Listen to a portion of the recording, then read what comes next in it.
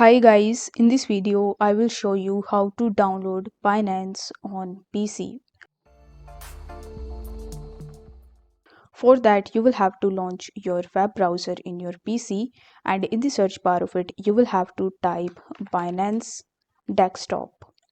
Once I've done that, you are going to see the first link of desktop application. So you simply need to click on this link as it is the official link of Binance. You need to make sure that the URL is binance.com/en/desktop download. It is the official website of Binance.